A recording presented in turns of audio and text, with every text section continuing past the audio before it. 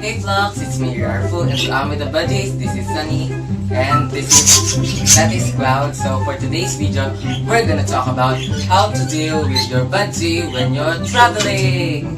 So before this video starts, don't hesitate to give me a subscribe button. Please check the like button and okay, let's start the video.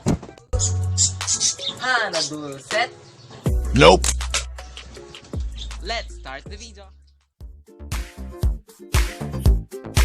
Are you traveling out of town or even out of country? How about your feathered friends? How are you going to take care of them when you're out on a trip? So here are tips on how to deal with your budgies when you're out on a trip.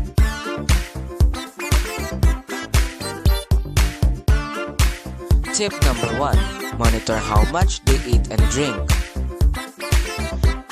Check how much your birds eat and drink on a daily basis to see how much food and water they consume. Then, multiply it to how many days you'll be out. Use food and water dispensers for the food and water to avoid contamination. However, there's a downside to it.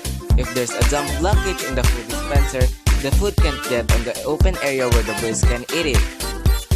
There's also a chance for water to be contaminated with droppings.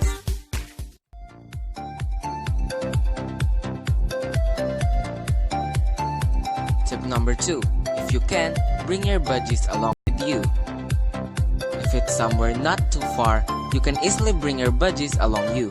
Just prepare a travel cage along with some toys, food supplies, and you're ready to go. However, in this tip, there's also a downside.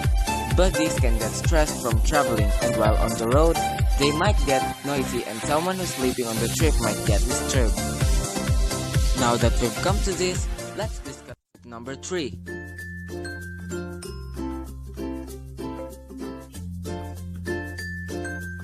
Tip number 3.